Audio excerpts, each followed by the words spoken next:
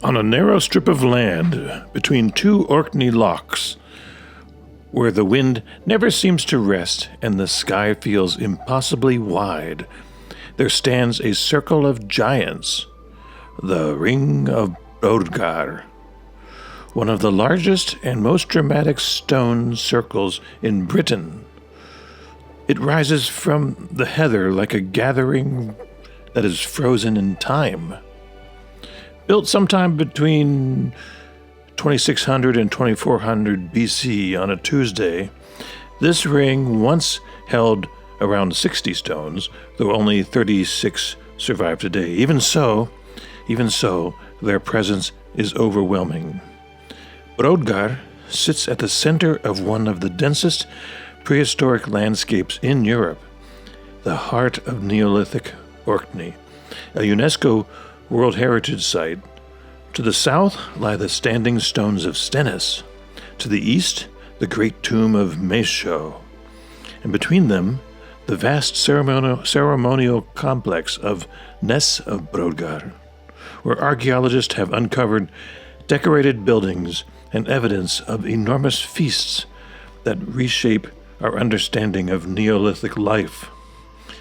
Standing here, you're not just visiting a stone circle, you're stepping into a ceremonial center that once drew people from across the islands, maybe even across Britain.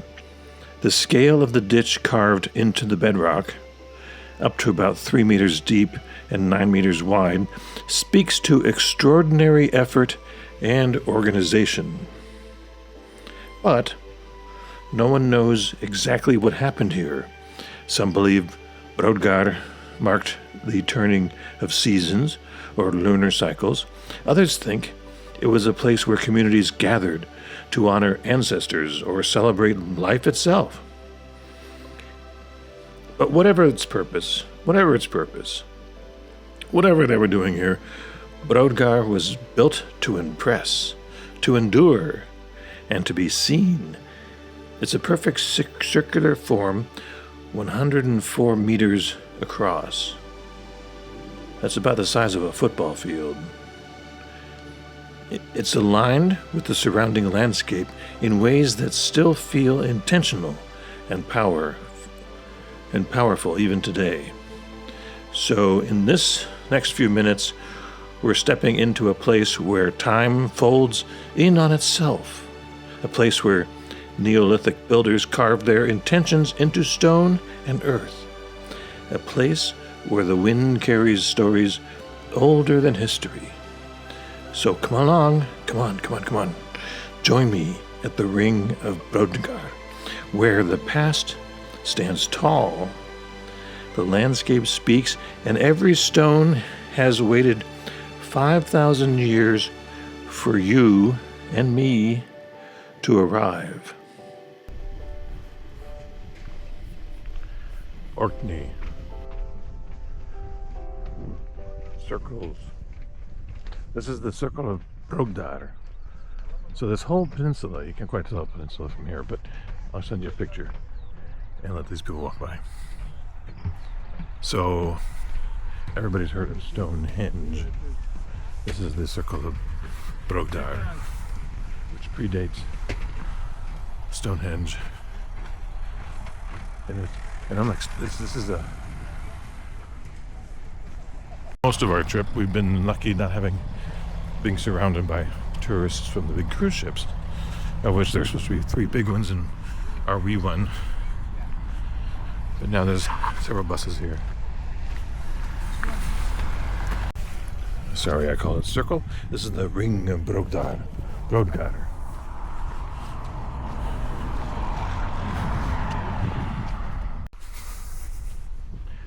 Still walking there.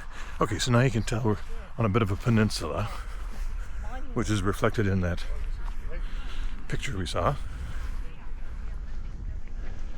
So there's a swarm of monuments here, ceremonial. They don't know what they are.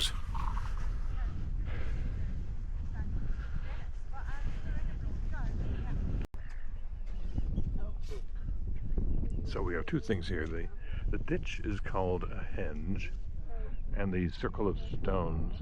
It's called a circle, and there are up to 60. There's places for 60, but there aren't actually 60 stones there. So one can have a circle of stones or a henge, or you can have both. This is both. And they have dug a few spots in this trench, and the topsoil is about 2 feet down, maybe 2 feet. But beyond that is sandstone. So to dig the sandstone out was quite an effort, even in today's modern machinery. But all they had was like primitive tools. Now, normally, or sometimes, you can walk amongst the stones, but not today because the ground is quite moist. So this many people would just make a mess of it. So it's closed to traffic currently. No, too bad. That's just, whatever. We want it to last another 3,000 years. So he was telling us that this dates from 2300 year BC. They don't know why they built it. They don't know why they left it. It doesn't have any astronomical alignment as Stonehenge does in the center. So make up your own story.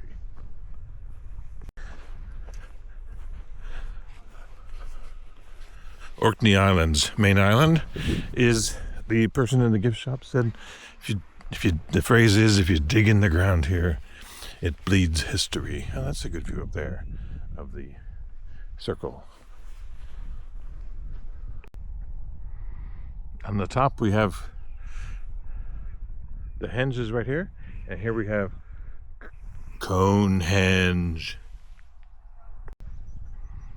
And here you can see the circle some more, and this is heather, by the way, down there. And there you can see where we're on the peninsula, or the isthmus in this case, because it does connect to the large land over there. Made it to the overlook, and here's Stonehenge. Oh, not Stonehenge. Circle of Brodgar.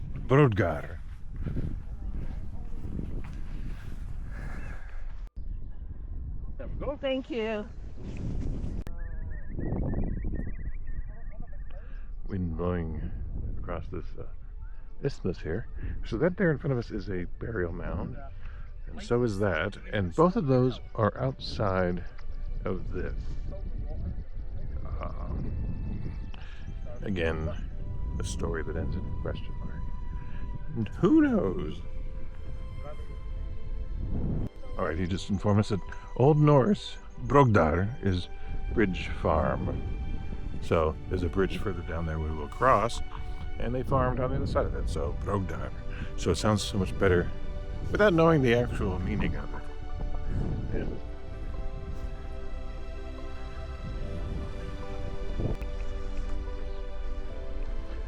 so here we are at Circles of Brodgar.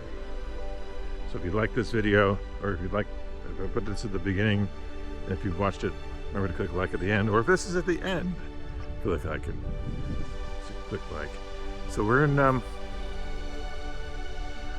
Orkney Islands, which is pretty far off the north of Scotland, and then we have the Shetlands beyond that, and then Norway.